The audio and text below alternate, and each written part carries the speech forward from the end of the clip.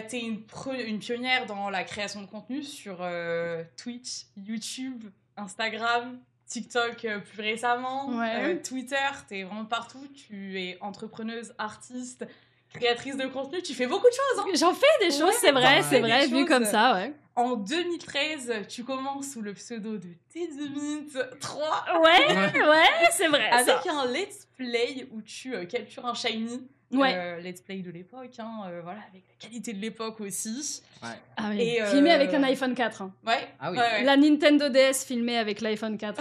C'était déjà très beau. Ouais. Très déjà à l'iPhone, pas mal. L'époque. Et 12 ans plus tard, Frozen Crystal. Ça fait 12 ans. Ouais. Presque 12 ans, c'est ça, ouais. Ça 12 fait, ans plus tard. c'est dingue. Donc, on va aller regarder un petit peu justement tout ça. Ah ouais. Ça fait plus de 100 millions de vues sur YouTube, toutes chaînes confondues.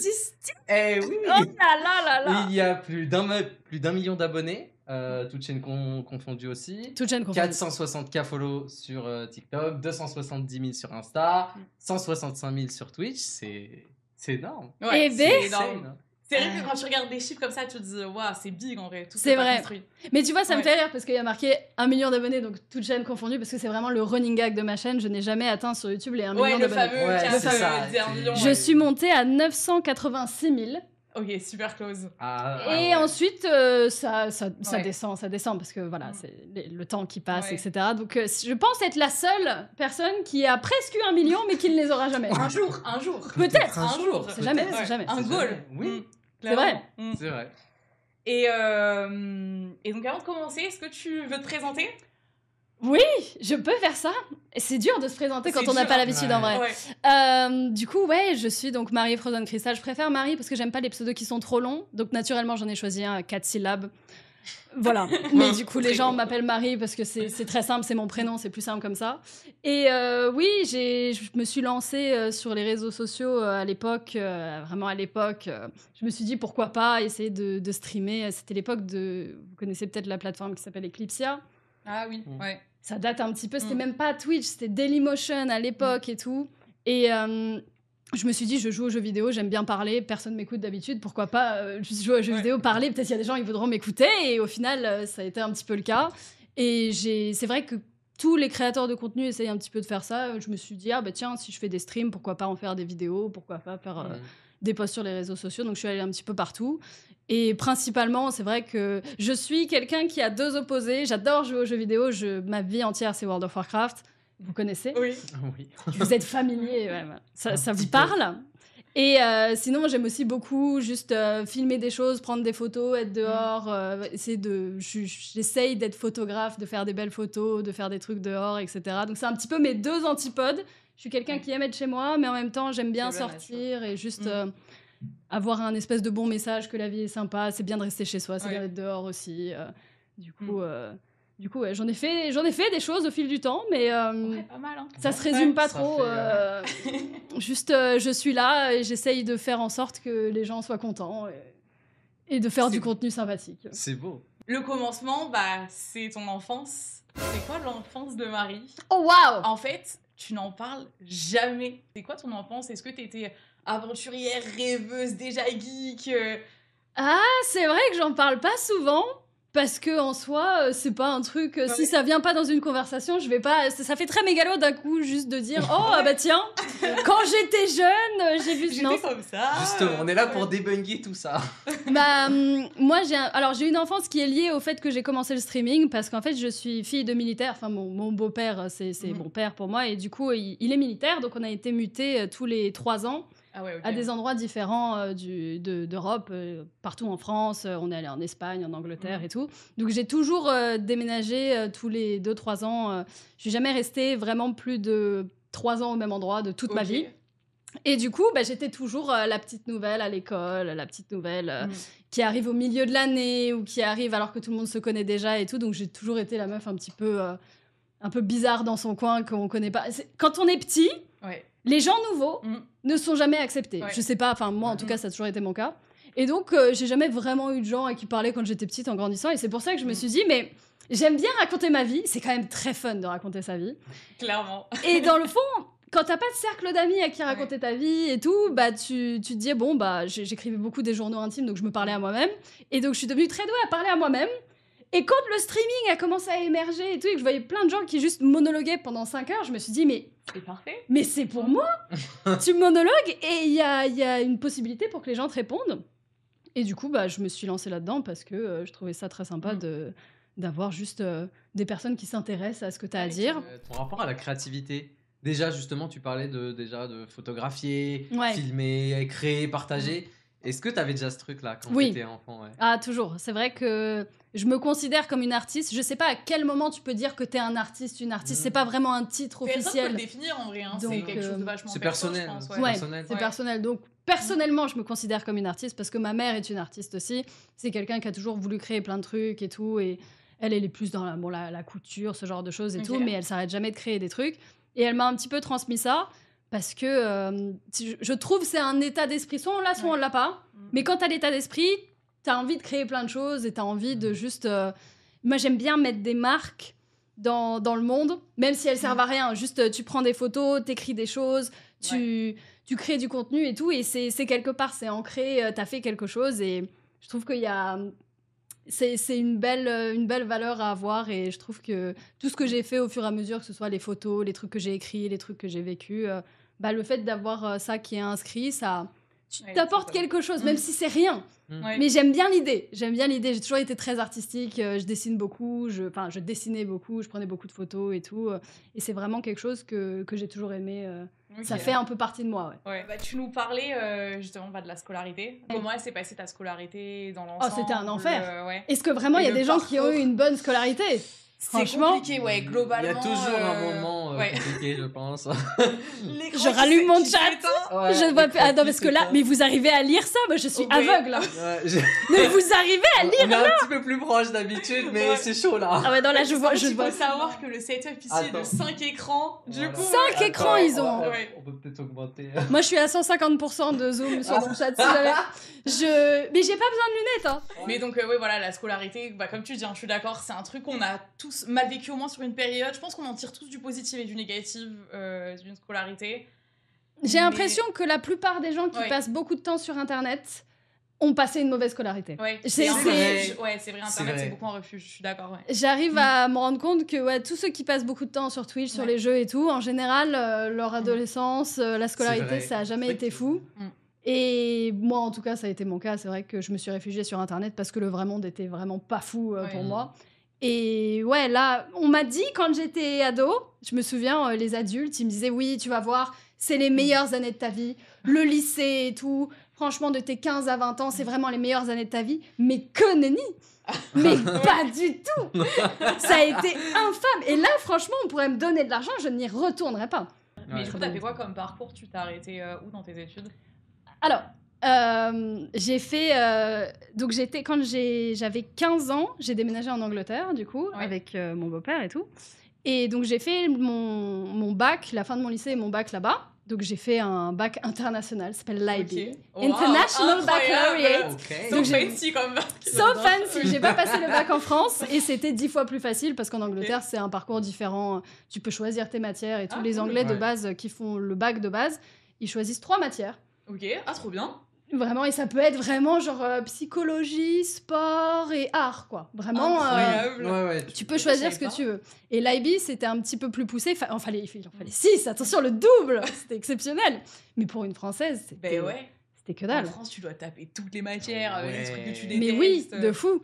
Et donc, dans mes 6 matières, j'avais effectivement art, psychologie. Et donc, le truc qui m'a aidé à passer le bac, une anecdote que j'aime beaucoup raconter, c'est que j'ai pris français LV2. J'ai appris ma propre langue. C'est pas mal, ça. C'est pas mal. J'ai appris le français. Bon, final, j'ai des plus la prof qu'autre chose parce que je savais parler français. Et j'ai eu mon bac en partie grâce à ça. C'est le bon cheat code. J'ai vraiment cheat le bac parce que j'ai eu mon bac, parce que j'ai eu 20 sur 20 du coup. Enfin, 7 sur 7, c'est noté sur 7 en Angleterre. À l'épreuve de français, logique. Je savais parler ma langue. Logique. Ça allait trop bien, ça. Et j'aimerais trop. Et après, du coup, j'ai fait une année en Angleterre. En fait, il faut avoir vécu un certain nombre d'années là-bas pour pouvoir avoir les bourses d'étudiants et tout et tout. Donc, j'ai eu une année de blanc où j'ai fait un an de photographie. J'ai fait vraiment... du coup, j'ai refait le fameux bac que les Anglais font, mais cette fois-ci avec juste art et photographie. Okay. Et après, j'ai fait du coup une école d'art très artistique. De base, je voulais être photographe. J'ai été refusée en études de photographie. J'ai mis mon dossier pour 2 facs différentes. Et ils m'ont refusé les 2 pour la même raison, qui est que je suis très bête. J'ai pris des photos et sur les originales, j'avais mis un copyright avec mon pseudo, Frozen Crystal. Okay. Et j'ai sauvegardé ça sur l'original. Et j'ai imprimé les photos, j'ai fait tout mon dossier et tout. Et quand j'ai donné mon dossier à l'université, ils ont dit « Vous avez volé ces photos. C'est pas les vôtres, il y a un copyright. » Mais ils t'ont pas posé la question, c'est pas vous? Enfin, t'as des noms d'artistes en général. Mais oui, mais en fait, les artistes ils ont un dossier de base sans les copyrights. Et en fait, ils m'ont pas cru. Okay. Et dans le fond, avec le recul, je le prends bien, c'est qu'ils se sont dit que c'était tellement bien. Ouais, oui, de fou. Que du coup, là, oui, c'est flatteur. C'est limite flatteur. Mais j'ai été refusée en photographie. Mais je trouve ça fou. À cause de ça. L'anecdote. Mais en soi, moi, je crois pas au destin, mais je crois au fil rouge. Je me dis que c'était pour une raison. Rien n'arrive par hasard. Donc, ils m'ont refusée. Et au final, je suis partie j'ai fait 2 ans d'animation. J'ai fait de l'art et de l'animation j'étais censée en faire 3 ans, puis après le streaming est arrivé et je suis partie. J'ai pas complété la licence. Ok. Du coup, c'est sur tes 19 ans que qu'à Londres, t'as fait ta première vidéo. Oui. T'étais à Londres et t'as fait ta première vidéo avec le Shiny. C'est vrai. Comment t'as vécu cette expérience? Alors, la toute première vidéo, je l'avais faite parce que à l'époque, j'étais sur un forum. Ça date, hein. Il y avait les forums à l'époque, il n'y avait pas Discord, donc il y avait vraiment des forums où juste t'échangeais sur un sujet. Et j'étais sur un forum Pokémon de Shiny Hunting, parce qu'il y a des gens qui sont dégénérés, j'en fais partie, donc je me permets de le dire, qui passent des heures, voire même des jours, voire même des mois, parfois, à chasser des Shiny. Un Shiny sur Pokémon, c'est un Pokémon qui a une couleur différente, et chaque fois que t'en rencontres un, t'as une chance sur 8192. Ah ouais, ça je savais pas. Maintenant, non, ça a changé, mais à l'époque... Jadis, c'était 8192. À chaque fois que tu en rencontres un, il peut être shiny. Donc, tu avais des dégénérés comme moi qui juste faisaient des rencontres en boucle jusqu'à ce qu'ils en trouvent un. Et en fait, sur ce forum, si tu en trouvais un, il y avait un espèce de concours où si tu en avais un, enfin, plus tu en avais, plus tu avais une place haute sur le forum. Je me souviens plus parce que ça fait un moment. Mais il fallait une preuve. Parce que t'as des moyens de cheat. Tu peux en avoir avec des codes, des machins, des trucs. Donc, il fallait une preuve vidéo. Donc, je filmais ma DS donc avec mon iPhone 4 à l'époque pour avoir une preuve de si jamais, au bout d'un moment, j'en chope un. Et le premier shiny que j'ai eu, c'était donc un Teddiursa shiny qui est de couleur menthe quand il est shiny, d'où le nom Teddy Mint. Parce qu'en fait, de base, je voulais pas du tout faire YouTube. Moi, j'avais vraiment... j'avais créé la chaîne pour pouvoir mettre le truc sur le forum. Et donc, je chope le shiny, trop contente, je mets la vidéo sur le forum. Et genre 2 semaines plus tard, je reviens sur la vidéo. Et là, je vois un truc genre 2000 vues. Ah oui, c'est énorme pour l'époque. Ah ouais. J'étais là, mais comment ça, 2000 vues Il était censé en avoir 3. Et là, je me dis, mais attends, mais il y a concept mais exceptionnel. Et je me suis emballée un petit peu toute seule. Et je me suis dit, ah bah vas-y, il y a un jeu Zelda qui vient de sortir. Allez, vas-y, je vais faire un let's play. Pourquoi pas et je me suis emballée toute seule et ça a commencé de là. Est-ce que tu aimerais nous partager juste un souvenir marquant de ton enfance? Oh là! Souvenir marquant de mon enfance. Et je vous avais dit, est-ce qu'il y a des questions? Il faut que je réfléchisse. A few moments later. Mais non, j'ai pas vraiment de moments où je me suis dit quand j'étais petite, ah ouais, vas-y, ça, je m'en souviens. La vie c'est ça et tout, ça m'a changé profondément et tout. Vous, est-ce que vous avez un truc qui vous a marqué quand vous étiez petit? Bah en fait, tout à l'heure... Mais oui, alors oui, parce qu'on s'est posé la question. Ah mais vous êtes posé la question. Moi, le premier truc qui est sorti de ma tête, c'était pas un truc positif. Alors et moi, c'en est... Et c'est quand tu dis ça... Ah oui. Ah vas-y. C'est de la bouffe. Ah bon? Ouais. Je te jure, ma passion dans la vie, c'est la bouffe. Et genre, vraiment, c'est un truc que j'ai mangé où genre vraiment, je me suis dit, waouh, c'est cool. Ah ouais, premier souvenir positif de ta vie. Genre moi, vraiment, la bouffe guide beaucoup ma vie. En vrai, ça se comprend. C'est vrai qu'on a rigolé aussi pendant l'écran, on s'est dit putain, mais qu'est-ce qu'on répondrait nous? C'est un bon moyen du plaisir quotidien de la vie. Mais oui, totalement. Par rapport à cette première vidéo que tu as fait, ton évolution sur 12 ans, comment tu la vois? J'ai une évolution très particulière, moi. Et c'est vrai que c'est intéressant vite fait d'en parler parce que je suis quelqu'un qui a pu monter très vite. Bon, les débuts, c'est toujours... très compliqué. Moi, je dis toujours, les premiers 1000 abonnés à avoir sur une plateforme, c'est les plus durs. C'est plus dur de passer de 0 à 1000 que de 1000 à 50 000. Franchement, je trouve que c'est encore le cas maintenant. Parce que trouver 1000 personnes qui s'intéressent à ce que tu fais alors que tu es absolument personne, c'est très très dur. Mais on va dire que je suis montée doucement au début, mais il y a d'un coup, effectivement, je suis montée très vite. Je suis passée de, 50 000 à 600 000 très très vite sur YouTube et tout. Et j'ai eu une période que j'appelle mon prime. C'était les années, 2017, 2018. En général, si les gens connaissent mon pseudo, ça vient de cette période-là. Parce que c'est là où sur YouTube, il y avait beaucoup de multigaming, beaucoup de let's play, beaucoup de trucs. Et ça a beaucoup marché à cette période-là. Mais après, ça a doucement baissé. Donc, j'ai connu vraiment le prime et le fait d'avoir beaucoup de personnes. J'ai fait des lives où il y avait 10 000 personnes sur YouTube Gaming à l'époque. Mais oui, j'avais oublié. Mais on oublie tous. Mais tant mieux. J'avais complètement zappé l'existence de ça. C'est vrai. Il y a eu. C'était énorme, 10 000 ans pour l'époque. Hein, parce que même si on se rend pas compte, mais il faut remettre les choses dans leur contexte. Le YouTube et le Twitch de maintenant, c'est pas du tout les stats d'avant. Avant, c'était vraiment pas la même chose. Déjà, avant et post-Covid, t'as un petit 30%. Ouais, c'est vrai. Rien que ça, il y a eu un petit 30% en plus. Mais en soi, YouTube Gaming, ça a été vraiment le cheat code pour tout le monde parce que c'était la plateforme de live stream, mais en même temps, ça envoyait une notification à tous tes abonnés YouTube. Donc, si t'avais énormément d'abonnés YouTube... C'était exceptionnel d'avoir autant de... Du coup, j'ai fait des lives avec plein de personnes. J'ai eu vraiment un moment où j'étais considérée comme, on va dire, pas mal sur la plateforme. Mais doucement, en fait, c'était principalement, on va dire, ma faute. Mais de moi-même, je me suis dit... C'est trop, ça fait beaucoup, c'est pas qui je suis, c'est pas mon contenu et tout. Si je devais tout refaire maintenant, moi de base, j'ai toujours été quelqu'un qui était plus à l'aise derrière une caméra plutôt que devant. Mais les circonstances ont fait que je me suis retrouvée devant. Mais devant plein de personnes, ça fait quand même beaucoup. Et c'est vrai que depuis, on va dire, 2021... Ça baisse, ça stagne et tout. Et maintenant, je suis plus sur un contenu où je fais ce que j'aime et je suis tranquille avec vraiment le noyau de personnes qui me tolèrent, qui m'aiment bien, vite fait. Et j'ai vraiment connu un petit peu les deux côtés. Enfin, j'ai vraiment eu une ascension et puis ensuite j'ai eu le déclin. Bon, je suis pas non plus... Il y en a qui rigoleront, qui diront que je suis finito, mais ça va. Je suis encore dans un stade où je fais des lives qui marchent bien, où juste je fais du contenu qui est regardé et tout ça. Mais...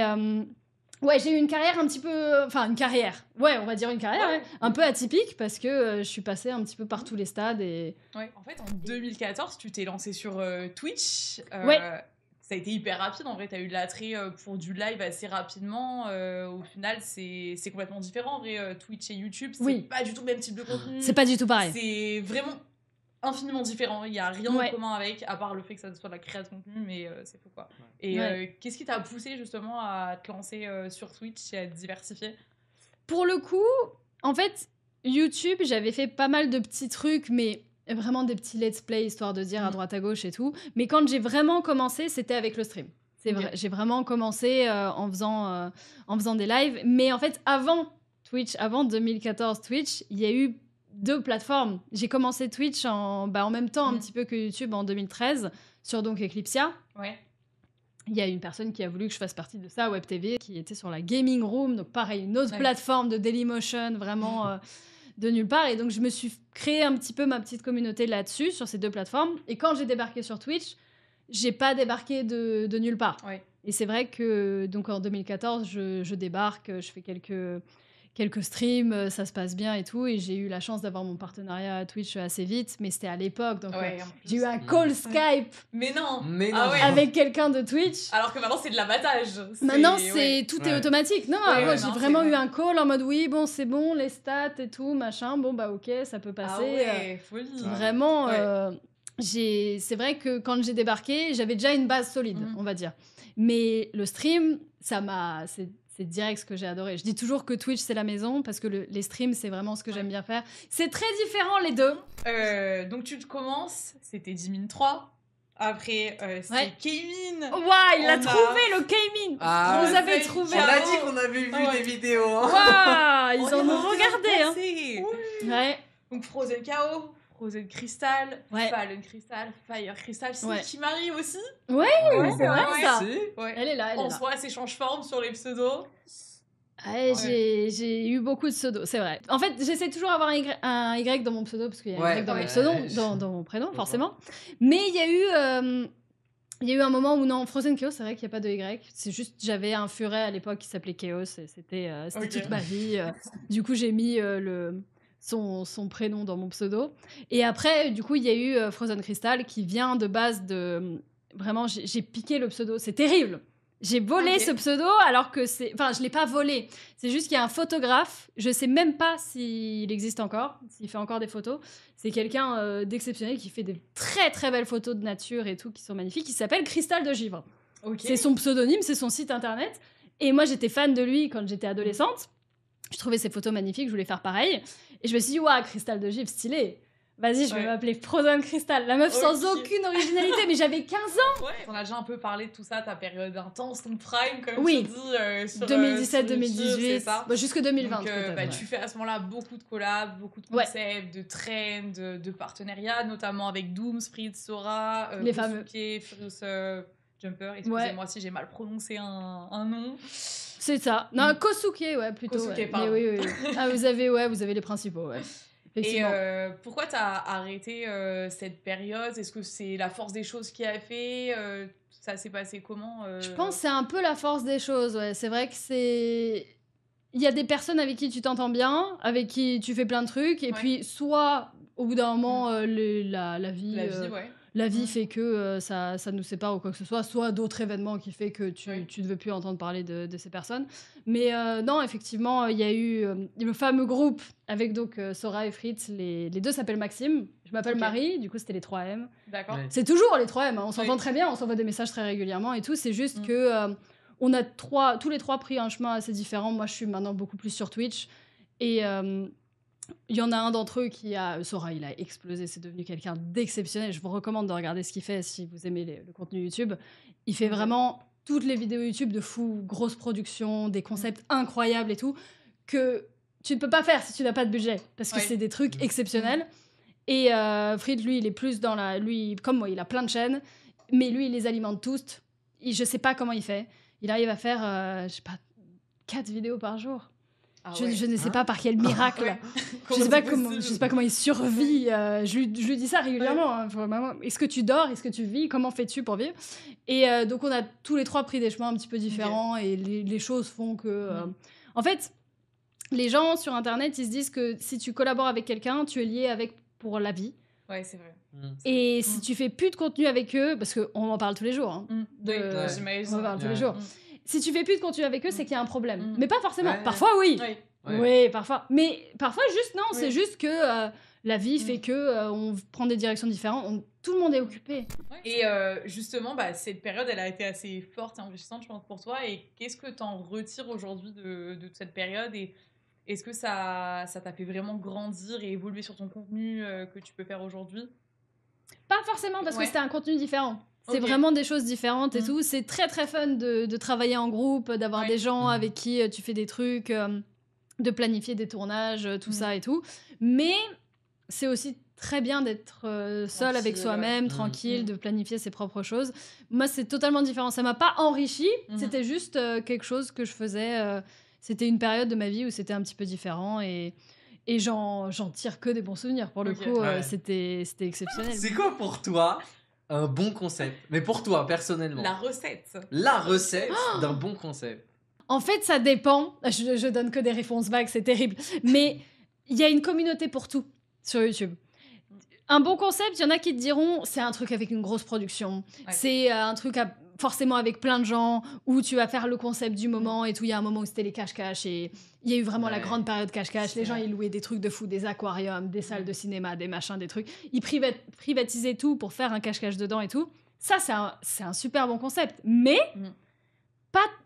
ça peut l'être, mais il y a pas mal de personnes qui ne regardent pas ça parce que c'est pas leur vibe, c'est trop. C'est trop. Moi, je sais que je regarde pas trop ce genre de concept. Je les regarde parce que j'aime bien l'aspect cinématographique du truc, les angles qu'ils prennent, les caméramans, qu'est-ce qu'ils font, etc. Mais le concept en lui-même, c'est trop. Pour moi, ça fait très télévision. Et moi, j'aime bien les concepts très basiques ou juste...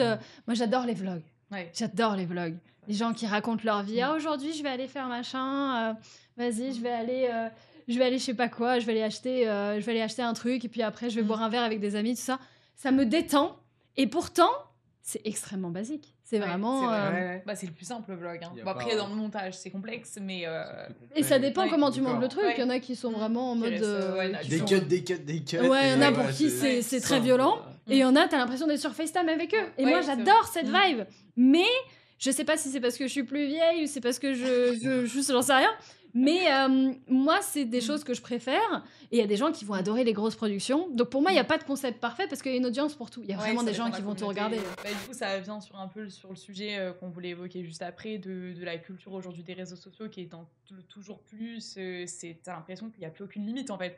C'est toujours plus d'investissement, toujours plus de caméras, toujours plus grand. Exactement. Et c'est vrai que quand tu débarques, tu peux pas rivaliser avec ça. C'est impossible. Tu peux dans le sens où il y a une communauté pour tout. Il y a des gens qui vont tout regarder. Ouais, bien sûr. Mais oui, il y a vraiment ce truc de toujours plus. Toujours plus. Et ces gens-là, comme MrBeast, ils arrivent toujours à se dépasser. Parce qu'ils ont le budget, ils ont tout, ils ont les idées, ils ont l'équipe de production derrière. Et toi, t'es là et tu te dis, mais qu'est-ce que je fais de ma vie mais qu'est-ce que... Je peux pas faire ça à côté. Et c'est vrai que il y a pas mal de créateurs de contenu, dont moi, qui sont un petit peu partis pas en burn-out, mais vraiment qui avaient un espèce de mal-être profond de « je n'arriverai jamais à ce stade ». Quel est l'intérêt ? Je peux pas proposer quelque chose d'aussi exceptionnel. Ce que je propose à côté, c'est vraiment pas fou. Donc, quel est l'intérêt ? Alors qu'il y en a. Il y en a, très clairement. Parce que, il n'y a pas tout le monde qui aime les grosses productions et tout ça. Du coup, en 2019, t'étais un peu, comme tu disais, burn-out / dépression. Et avec du recul, avec quelques années, comment tu vois cette période ? Ah, c'était pas une très très bonne période, effectivement. Après, bon, effectivement, je l'ai jamais caché parce que je vois pas l'intérêt de le faire. Je suis, dans le fond, toujours quelqu'un de dépressive. Mais il y a eu, effectivement, une grosse période où c'était trop... j'ai fait une vidéo qui, effectivement, a marqué les gens de YouTube n'est pas pour tout le monde, où je me suis dit, ouais, non, c'est pas possible. C'est pas possible. Et je le crois encore, que YouTube n'est pas fait pour tout le monde. Les réseaux sociaux sont pas faits pour tout le monde. Parce que il faut avoir une force mentale pour pouvoir... tout gérer des personnes qui veulent constamment plus, gérer des personnes qui n'aiment pas qui tu es, ce que tu fais et tout. Ça n'a rien à voir avec le stress de la société quand t'as un job vraiment horrible et tout. Je suis pas en train de me plaindre, je préfère appuyer là-dessus, mais c'est un stress totalement différent. Et t'as des gens qui sont assez faibles d'esprit comme moi, je l'assume pour le coup, où c'est dur d'avoir la pression de centaines de milliers de personnes qui attendent. Ils sont là, mais c'est pas assez bien, c'est pas comme avant, c'est pas avec un tel, c'est pas ce qu'on voulait voir, c'est pas assez régulier, c'est pas machin. Et tous les jours, de juste recevoir ça tout le temps, je me suis dit, mais en fait, je ne peux pas tanker ça. C'est pas possible, j'ai pas le mental pour. Et je me suis dit, bon, en plus, c'était une période où personnellement dans ma vie ça allait pas très très bien et tout, et je me suis retrouvée sans appartement pendant un moment, et j'ai dû être hébergée par ma sœur et tout. Il y a des mauvaises périodes dans la vie, et voilà, je suis passée par une mauvaise période, et il y a vraiment un moment où je me suis dit, bon allez, les réseaux sociaux c'est pas pour moi. Il y a vraiment eu une période en 2019 où je me suis dit, je vais retrouver un job qui n'a rien à voir parce que c'est pas pour moi. Ah oui, carrément, je veux changer complètement, tout arrêter. Clairement, je me suis dit, voilà, j'ai fait des études d'animation, je vais mettre là-dedans, et puis ce sera très bien. Et 3 mois plus tard, je me suis dit... Enfin, j'ai beaucoup eu d'introspection, j'ai réfléchi avec moi-même, je me suis dit, mais attends, mais c'est un peu bête ce que tu dis, tu t'emballes toute seule, alors que t'as pas fini forcément ton parcours, il n'y a pas besoin... En fait, il n'y a pas besoin de rendre tout le monde content et que tout le monde soit heureux. Et j'ai mis 3 mois à m'en rendre compte, parce qu'avant, j'avais 900 000 abonnés sur YouTube, et je voulais faire plaisir à 900 000 personnes en mode que tout le monde soit content, que la vidéo que je poste soit bien, que machin. C'est impossible. Donc, l'image, cœur de métier, tout ça, c'est clairement, tu te vends en soi. Tu vends une grosse partie de ta vie. C'est comment tu t'arrives à gérer justement tout ça, à garder une intimité, à garder ta vie privée. La limite, elle est dure à trouver. Et honnêtement, je sais pas si je l'ai vraiment trouvée. Je pense que non. Parce que maintenant, en fait, j'ai tellement tout partagé que maintenant, je suis devenue un petit peu parano, et maintenant, je partage vraiment plus grand-chose.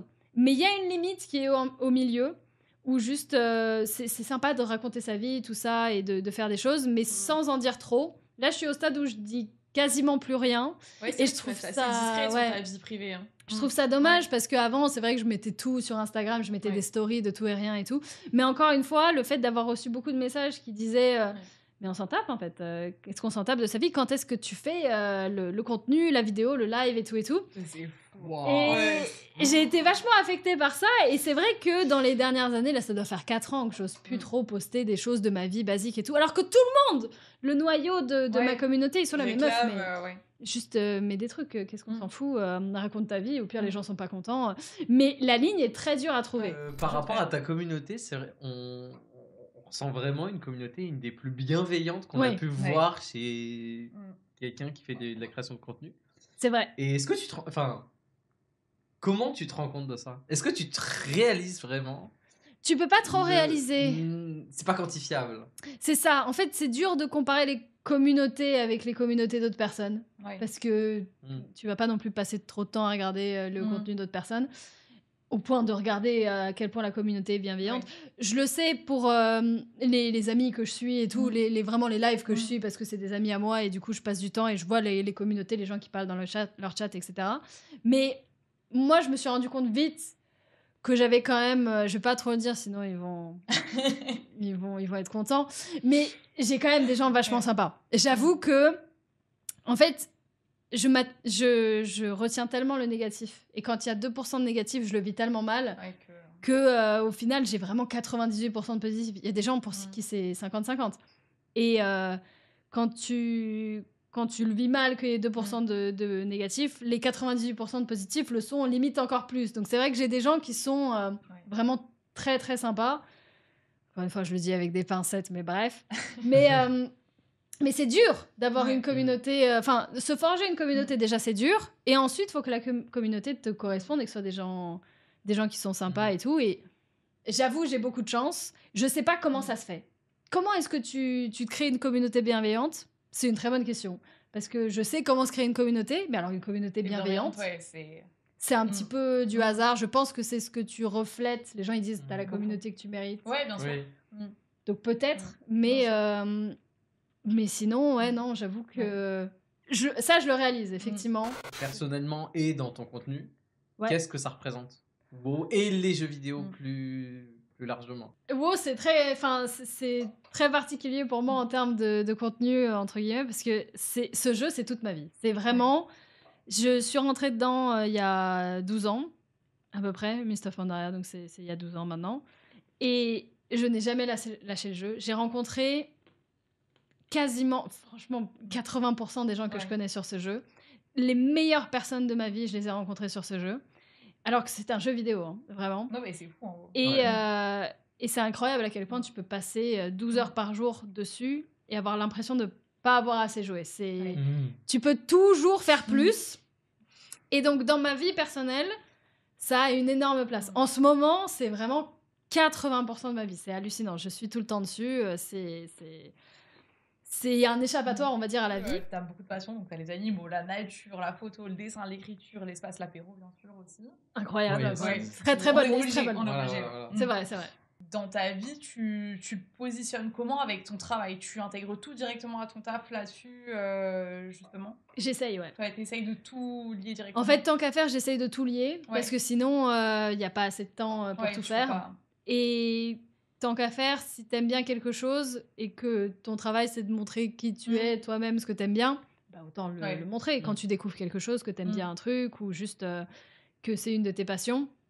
Parce que sinon, tu as trop divisé les choses. C'est déjà ce que je fais avec WoW. En fait, je le divise et je le garde de mon côté, alors que c'est une grande partie de ma vie. Et je veux pas trop diviser le reste, parce que j'aime bien tout partager. Quand les gens peuvent comprendre, bah, je partage. Sauf si c'est vraiment ma vie très privée. C'est trop bien de partager des trucs. Quand t'aimes bien quelque chose, je trouve ça exceptionnel de pouvoir partager ce que tu aimes ou ce que tu fais et d'avoir l'avis de dizaines ou centaines de personnes. C'est ta passion et que tu peux vraiment t'exprimer, débattre sur le sujet. C'est ça. Avoir des débats avec des gens sur des trucs qui n'ont rien à voir, que toi, que juste tu apprends ou que t'aimes bien et tout, et avoir quelqu'un qui est professionnel dans le domaine, qui peut t'en parler et tout. Moi, je trouve ça exceptionnel. Donc, c'est vrai que je partage quasiment tout. Il y a une chose, un projet sur lequel tu étais, Eclipse, que tu as créé. Ouais. Il fallait qu'on en parle. Oui, bien sûr, ça a été une longue partie de ma vie, ça. Voilà, donc on rappelle Eclipse, ta boutique, créée en 2020 autour de l'espace de l'astrologie. Qu'est-ce qui, au début, on va commencer par le commencement, qu'est-ce qui t'a poussé à le lancer? Je me suis dit que ce serait... En fait, j'adore créer des choses, et créer des choses, c'est bien, mais avoir des gens qui les utilisent, c'est encore plus incroyable. J'adore dessiner, me dire que dessiner un truc et qu'après ce soit sur un vêtement et que la personne porte ce vêtement dans la vie de tous les jours avec ses proches et les sortent dehors avec... Et c'est quand même exceptionnel. Fait ça justement d'ailleurs avant Eclipse, t'avais fait des dessins. Voilà, j'ai pas réussi à retrouver la marque, mais j'ai vu que t'avais fait ça. Il y avait pas vraiment de marque en fait. C'était vraiment juste, c'était les trucs vis-à-vis de Twitch, etc. et tout. Mais quand j'ai vraiment créé Eclipse, c'était la marque pour ça. Et du coup, j'ai voulu créer des choses et que ce soit entre guillemets utile et même juste pour moi-même de me dire mais il y a des gens qui vont les porter et qui vont les utiliser, c'est exceptionnel. C'était une expérience. Est-ce que c'était une bonne expérience? Peut-être pas, mais c'est pas terminé, on va dire. Mais c'était quelque chose que j'ai toujours voulu faire, juste d'ouvrir une boutique, de faire des choses et de les vendre et que après ça ait un impact. Enfin, un impact, tout est relatif. Hein. Mais pour moi-même, pas un impact pour la société ou le monde, juste pour moi-même. Une entreprise à cette échelle, c'est quand même beaucoup de contraintes. Donc, t'as fait comment à tout construire ça aussi vite? En fait, je trouve ça assez impressionnant. Hein. En fait, je me suis emballée. Je suis quelqu'un qui... Tu fais pas les choses à moitié. Voilà. C'est soit je fais rien, soit je le fais à fond. Et je suis quelqu'un qui fonce un petit peu tête baissée. Je ne recommande pas, après coup. Mais moi, j'ai toujours été le genre de personne où je veux faire un truc, je le fais, je me pose les questions plus tard. Et je me les pose les questions une fois que ça arrive. Bon, il se trouve que créer quelque chose d'une envergure aussi grosse, il faut quand même se poser quelques questions avant. Mais j'ai jamais été comme ça. J'aime pas. C'est pas qui je suis. Moi, juste, je suis une artiste. Je vis, je fais des choses et puis j'élaborerai plus tard. C'est pas comme ça qu'il faut monter une entreprise. Mais j'ai essayé et c'est vraiment quelque chose que j'ai fait trop vite. Voilà. Mais je me suis dit, allez, vas-y, c'est maintenant ou jamais. Et c'est vrai que j'aime bien cette philosophie de quand tu as envie d'une chose, tu le fais. Et t'attends pas de dire, ah oui, mais je peux pas parce qu'il y a tel truc. Ah, mais je peux pas parce qu'il faut que j'attende tel mois ou faut que j'attende machin. Ah, mais si ça fail, si ça. Non, tu fais, ce sera pas parfait. Mais tu le fais, tu t'en fous. Je reviens juste sur un point, mais au niveau des fournisseurs, etc., tu as fait comment justement à gérer tout ça? T'as tout géré from scratch? J'ai tout fait moi-même. J'ai tout cherché moi-même. Non. Ah ouais, c'est vraiment... Ah ouais, donc soyez entourés. Baissé, quoi. Voilà, soyez entourés. J'ai voulu tout faire moi-même parce que je suis un peu bornée. Et dans le fond, je m'en suis à peu près bien sortie. C'est compliqué, tout ce monde de fournisseurs, de machin, tout ça, d'avoir des communications avec des personnes externes qui ne sont pas à l'heure, qui sont en retard, où il y a des problèmes, où il y a des trucs. Quand tu gères toute une chaîne, il y a un problème à la phase 2 et du coup, tu dois dire à la phase 3, 4, 5 qu'il y a un problème et tu dois engueuler la phase 2 et qu'après, machin. C'est un métier à part entière. Et j'ai voulu faire ce truc-là à part entière tout en continuant ce que je faisais à côté. Je me rendais pas compte. Je me suis pas rendu compte de l'investissement que c'était. Mais oui, tout ce qui est fournisseur et tout, je suis allée chercher moi-même et tout. Et j'ai contacté, j'ai eu des calls en anglais avec certaines marques et tout, aux États-Unis, en Espagne et tout, machin. Mais c'était enrichissant, c'était quelque chose que j'avais jamais fait. Moi, j'adore essayer plein de trucs. Et j'ai essayé de faire tout ce qui est un petit peu ce domaine un peu économique, marketing et tout. Mais du coup, Eclipse, il y a un futur possible? Oui, totalement. Oui. Parce que donc, pour faire l'histoire très courte, j'ai fait faillite avec Eclipse parce que depuis le début, je m'étais mal organisée, je m'étais mal entourée. Et en fait, depuis le tout début de la boutique, j'ai vendu tout à perte. Tout. Mais c'est ce point-là justement que je voulais comprendre un peu comment ça s'était passé. Qu'est-ce qui a engendré le truc? Est-ce que c'était l'entourage ou un mauvais choix fournisseur? C'était moi plus l'entourage. L'entourage a un petit peu joué et moi je suis une artiste, je suis pas dans le marketing.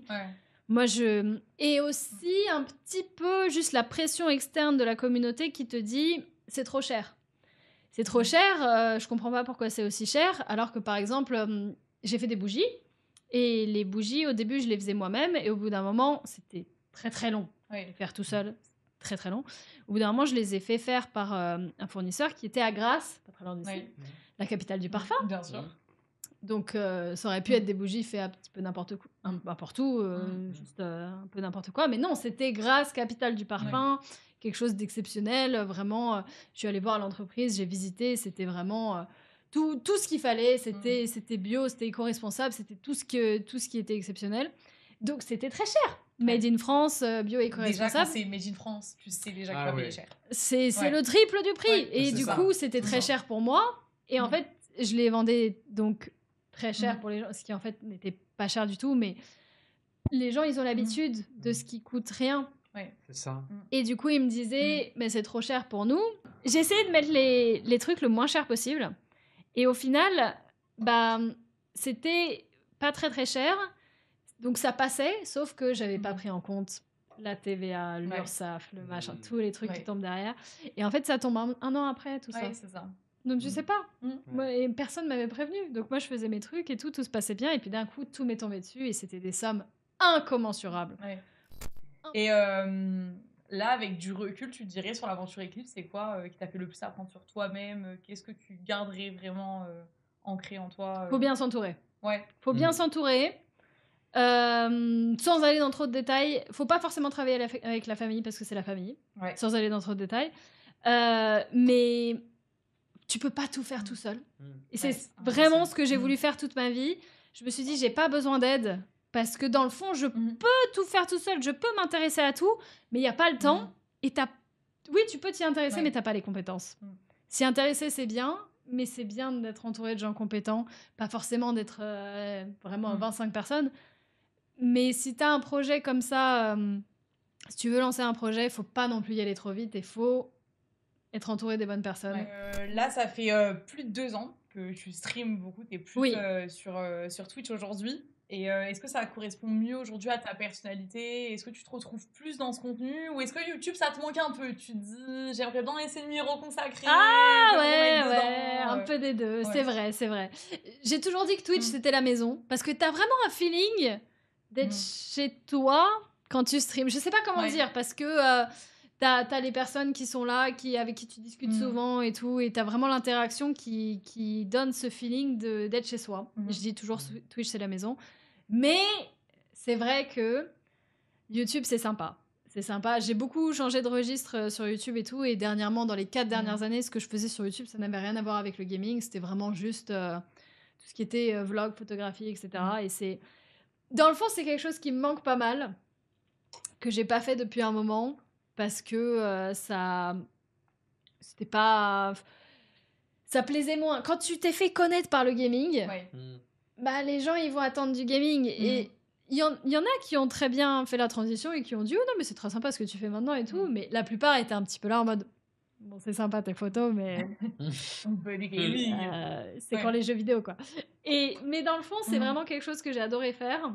Et que, oui, je me dis très régulièrement que YouTube, c'est quand même une plateforme vraiment très, très sympa. Mais ça demande de l'investissement. Une vidéo de 15 minutes, tu ne mets pas 15 minutes à la faire. C'est super long. C'est très, très long. Et donc, c'est du temps que tu dois prendre quelque part. Donc, il faut le trouver, puis il faut trouver le concept, il faut trouver le truc. Et le problème aussi de YouTube, c'est que tu peux pas juste... Enfin, tu pourrais.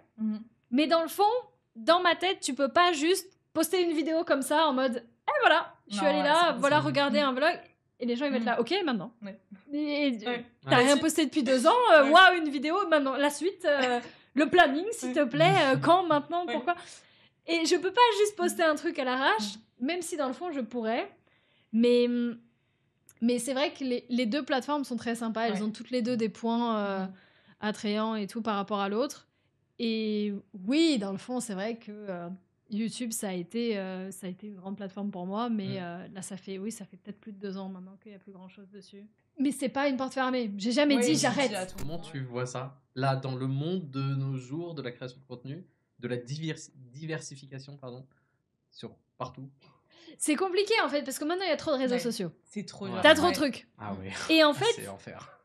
Les créateurs de contenu, j'ai l'impression qu'on fait un petit peu tous pareil. C'est que le même contenu, tu le déclines un petit peu de 6 façons différentes parce que tout le monde le fait. Tu fais un truc sur Twitch qui est marrant, ça devient un clip, ça peut être mis sur YouTube, ça peut être mis sur YouTube Shorts, ça peut être mis sur les Reels, ça peut être mis sur TikTok. L'avenir, j'arrête pas de le dire en rigolant, tout le monde se fout de ma gueule, mais c'est vrai. C'est le contenu vertical. Le contenu vertical. C'est l'avenir. C'est ce que tout le monde regarde. Et c'est vrai. Et du coup, tout peut être décliné en contenu vertical. Mais le problème, c'est que tu as 3 plateformes de contenu vertical. Et donc, qu'est-ce que tu fais? Tu fais 3 trucs différents. Comment est-ce que tu trouves les conseils? Est-ce que c'est des trucs qui viennent d'un stream? Est-ce que tu fais une vidéo et t'en fais des extraits? Est-ce que machin? T'as trop de trucs. Avant, juste les youtubeurs, c'était youtubeurs. Ils faisaient des vidéos YouTube. Maintenant, t'as des créateurs de contenu. Tu fais du contenu pour tout. Et tu sens obligé de tout faire d'ailleurs. C'est ça. Toutes les plateformes sont intéressantes. Et c'est vrai que il y en a plein. Je pose la question de temps en temps à ma communauté. Je dis, mais vous êtes où à part Twitch? Et il y en a peut-être 30% qui me disent Instagram. Il y en a 20% qui me disent, ah non, Instagram, j'ai même pas d'installer. Moi, je suis que sur Twitter. Et t'en as 20% qui sont là, ah non, moi, je suis que sur TikTok. T'es là, comment je fais? T'essayes de véhiculer un truc basique, genre un planning de stream. Tu dois le poster sur 6 plateformes pour que tout le monde soit au courant. Parce que moi, je suis là, je le mets sur Discord. Et maintenant, j'ai pas Discord. Tu peux mettre sur Instagram? Oui. Ah, mais moi, j'ai pas Instagram. Tu peux mettre sur Twitter. Et donc, maintenant, tout le monde s'est dispersé parce qu'il y a trop de réseaux sociaux. Donc, les gens doivent s'adapter. On choisit ce qu'on aime bien et tout ce qu'on préfère. Mais c'est vrai que moi, j'ai vraiment ce feeling de... C'est trop bizarre de poster le même contenu 5 fois. Là, tu t'organises comment pour poster partout? Ah, c'est la question qui est compliquée. C'est qu'en ce moment, c'est dur l'organisation. C'est dur. En fait, en gros, moi, actuellement, dans ma vie, j'ai déménagé à Montpellier. Ensuite, j'ai fait un sabaton de 1 mois non-stop. Ouais, t'as vraiment enchaîné d'ailleurs les deux. Il y a eu genre un mois d'écart, un truc même comme ça. Même pas un mois d'écart. Même pas. Et j'ai terminé ce sabaton et j'ai jamais réussi à m'en mettre. Enfin, on est fin mars maintenant. Au bout de 2 mois, je me suis dit non mais meuf, c'est pas possible de mettre autant de temps à t'en remettre. Et là, j'essaye quand même doucement. Mais là, du coup, je n'arrive plus à tenir un planning. Alors que j'ai stream pendant 1 mois non-stop. Et maintenant, juste faire des streams planifiés, en ce moment, j'y arrive pas trop. Parce que juste la vie fait que, bon, je suis dans un endroit où il y a des personnes qui sont disponibles, tout ça, machin, donc de temps en temps. C'est dur de tenir un planning quand ton planning est flexible. Et que dans le fond, n'importe quelle personne peut t'appeler et dire « Oui, mais bon, c'était 1 heure de retard. C'est pas grave. » Et toi, t'es là « Oui !» Mais dans le fond, si j'avais un vrai job, je peux pas arriver 1 heure en retard au taf. Mais tu peux arriver en retard en stream. Ça m'arrive 2-3 fois vite fait. Et honnêtement, moi, là, j'y arriverai plus sans être entourée. Je suis bien entourée. J'ai 2 monteuses qui travaillent avec moi. Cool. J'en ai une qui gère ma chaîne YouTube secondaire et j'en ai une qui gère le contenu vertical. De moi-même, je peux plus faire ça. Là, du coup, aujourd'hui, ta routine, ça serait quoi si tu devais l'imager, la représenter Ma routine actuelle ou idéale Tu peux nous présenter les deux. Avec ou sans clé? Ça va être intéressant. Avec ou sans clé, Non, mais pour avoir les deux, c'est intéressant. Non, parce qu'effectivement, ma routine actuelle, j'ai des très gros problèmes de sommeil, de juste... En fait, j'ai passé beaucoup d'années à donner tout ce que j'avais pour les réseaux sociaux. De vraiment bosser tout le temps, parce que je voulais que ça marche et que je voulais donner le meilleur de moi-même. Et effectivement, j'ai peut-être fait un burn-out l'année dernière. Et puis même après le sabaton et tout, j'ai tout donné. Et donc maintenant, je me suis dit, le temps libre, c'est quand même quelque chose d'exceptionnel. Je m'en suis pas accordé depuis des années. Juste d'avoir du temps libre où tu fais ce que toi t'as envie sans avoir de compte à rendre à personne. Et ça, c'est un luxe. Il y a vraiment pas grand monde qui a ça. Et je me suis rendu compte que j'en avais pas depuis un moment. Et je me suis dit, waouh, du temps libre. Et donc, j'ai un peu abusé. Mais c'est quoi d'ailleurs comme Mojo? T'as passé beaucoup de temps League of Legends. Ah ouais, grosse chose de LOL. Anciennement, j'ai jamais été douée. C'est très drôle parce que j'ai toujours aimé le jeu, jamais été douée. Pour le coup, le tatouage que j'ai là, c'est les ailes d'Anivia. Je connais pas du tout LOL. J'ai joué les ailes de 2 fois. Anivia. Ah oui, d'accord. Anivia. C'est un oiseau de glace. Un oiseau de glace qui fait très Frozen Crystal, justement. Vraiment, tu vois la gueule de l'oiseau, tu te dis, ouais, je comprends. Il y a un lien. Il y a un lien. Et non, j'ai vraiment beaucoup aimé le jeu, mais j'ai toujours été absolument exécrable. Mais t'as pas besoin d'être doué à un jeu pour l'apprécier. C'est mieux. C'est vrai. Mais t'as pas besoin. Et quand j'ai commencé le stream, c'est vrai que je faisais que du WoW et du LOL. Je faisais que ça. Comment t'aimerais être mieux entouré, peut-être? Non, maintenant je suis extrêmement bien entourée. C'est un truc que j'ai vraiment appris à avoir. Et j'ai mis du temps à bien m'entourer parce que j'ai mis du temps à comprendre qui était, entre guillemets, toxique pour moi. C'est dur de voir qui, dans le fond, est toxique pour toi. Parce que c'est pas forcément les gens où tu le penses, ou parfois tu te voiles la face et tu te rends pas compte que quelqu'un est pas exceptionnel pour toi dans ta vie, etc. Et bien s'entourer, c'est vraiment une mission de vie, peu importe la création de contenu ou quoi que ce soit, c'est pour tout le monde. C'est quelque chose qui peut te faire te sentir tellement mieux dans ta vie. C'est pour moi dans le top 3 des choses à faire pour être bien avec toi-même, c'est d'être bien entouré. Là, si tu avais un projet, un rêve que tu as souvent travaillé ou même quelque chose de complètement irréel, ça serait quoi? Irréel, je sais pas, pour le coup, parce que j'essaye quand même de garder les pieds sur terre, pour le coup. Mais dans mes 2 gros projets que j'aimerais faire, c'est relancer Eclipse, ma fameuse boutique, et cette fois-ci le faire mieux. Et moi, je suis très attachée au voyage, le fait de me déplacer, d'aller à plein d'endroits et tout. Et mon projet depuis un moment, mais c'est juste un voyage dans le fond, mais ça reste un projet parce que c'est un budget, mine de rien, de partir et tout, c'est d'aller au Mexique.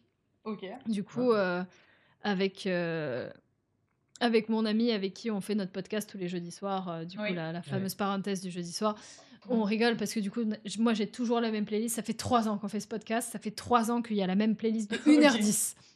1h10 qui en boucle depuis 3 ans, qui s'appelle Salsa Mexico Hits. Et donc le but c'est d'aller donc à Mexico, le fameux Mexique et tout. Incroyable. On a déjà tout, on a la feuille de route et tout, et moi j'adore juste être dépaysée, aller au milieu de nulle part ou juste aller très très loin. Et je l'ai pas fait depuis un moment parce que ça coûte cher. Et voilà, donc faut aller loin et puis il faut organiser, faire des lives. Voilà, je vois des sombreros dans le chat. Mexico, ouais. Mais c'est le but, ça fait un moment. Et en fait, tout le monde se moque de moi parce que ça fait depuis 2022 que je suis là, les gars.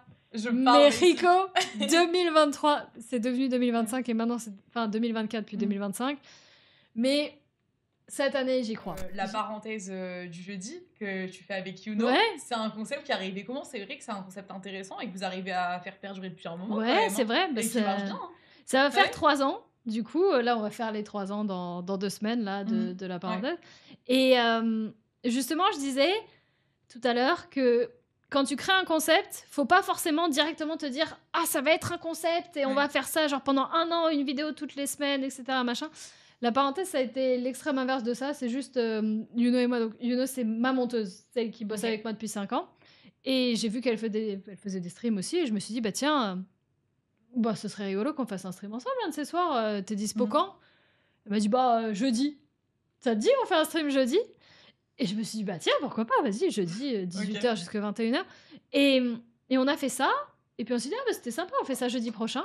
Et ça s'est fait tellement naturellement. Et je suis tellement fan de quand les choses se font naturellement. Quand il n'y a pas de contraintes, il n'y a pas de truc, il n'y a pas de « Ah, ben ok, donc maintenant on va faire ça tous les jeudis soirs et tout. » Non, juste « Oh, ben tiens, t'es dispo jeudi prochain. » Et au final, ça a évolué et ça a été tellement naturel. Et maintenant, c'est vraiment le rendez-vous. Si tu n'avais jamais posté de vidéo sur YouTube, je serais animatrice. Si tu pouvais parler à la Marie de 2013, tu lui dirais quoi? Que ça ira mieux plus tard. Si tu pouvais rencontrer une version future de toi-même, qu'est-ce que tu lui dirais? Mais moi je lui dirais rien, je voudrais savoir ce qu'elle a à me dire. Ouah, non, moi je dirais rien. Tout ce qui va se passer. Ah mais c'est ça, dis-moi tout. Est-ce que je suis en train d'aller dans la bonne direction? Est-ce que je fais les bonnes choses? Tu devais vivre un jour parfait, à quoi il ressemblerait? Oh, le jour parfait, il est pas en France, il est genre en Suède, près d'un lac. Ah ouais? Ouais, okay, nord de la Suède, aurore boréale, près d'un lac. Juste tu te lèves, tu fais une rando, tu vas voir, tu prends des photos et tout, tu rentres chez toi, tu fais un live sur World of Warcraft, ce genre de choses.